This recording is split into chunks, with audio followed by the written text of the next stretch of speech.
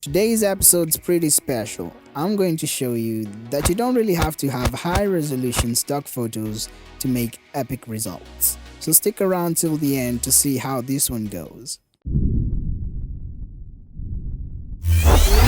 Groot gets a movie in his name, which obviously gets him tons of posters. That is true! I'm a Marvel fan, but I think Rocket is way cooler. That is also true! Or who do you guys prefer more, Groot or Rocket? Let me know in the comment section. This is the second episode of Marvel Creations. If you didn't see the first episode, it's pretty legit. You should go see it. I'll link it in the description below. Anyway, let's begin.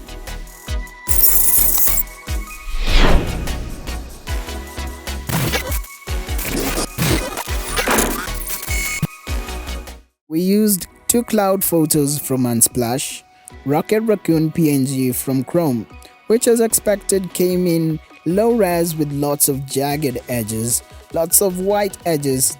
You know what, just bad masking. Anyway, next was this picture of rocks with a nice depth of field and a screenshot of a nice spaceship. We placed our character at the center. Seemed like a brilliant thing to do since he was going to be basically alone in this poster. Imported our image of rocks and I decided to use the small portion of this photo that was in focus to mask out the rocks.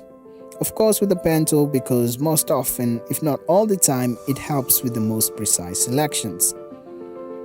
I decided it would be cool if I used these rocks as his base where his feet would sit. And that's basically what I was doing here when duplicating the same layer and resizing it to find the perfect positions for these rocks. And this looked pretty satisfying for a start. Next import was my screenshot. We were going to mask around to remove the gray background with the pen tool. If you actually want to get better with the pen tool, what helped me was Bezier again, and all you require is just a mouse and a keyboard. Also, if you're loving this video, smash the like button, and if you haven't, subscribe. Anyway, back to the video. Masking this huge spaceship took so long, so I won't make you wait for that long. There is our masked out object. Placed it behind our main subject.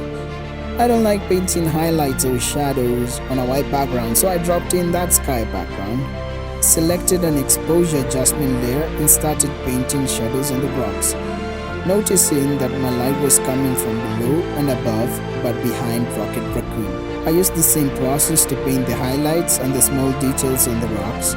This is exactly what I'm going to do also for our spaceship and our character.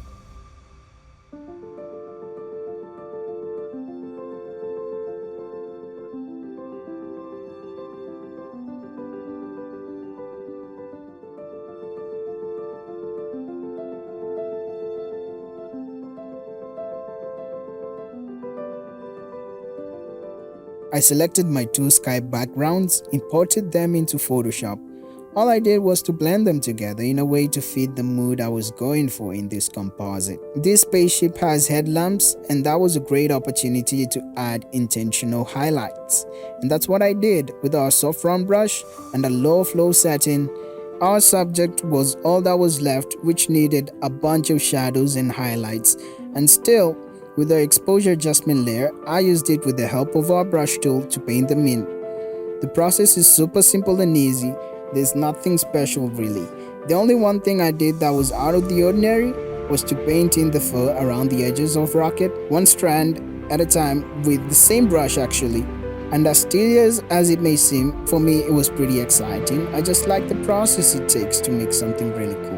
Maybe that's me alone. Comment below, let me hear from you guys what you think of the process. I ended up replacing the sky looking more dramatic, added some atmosphere, and finally added a camera raw filter.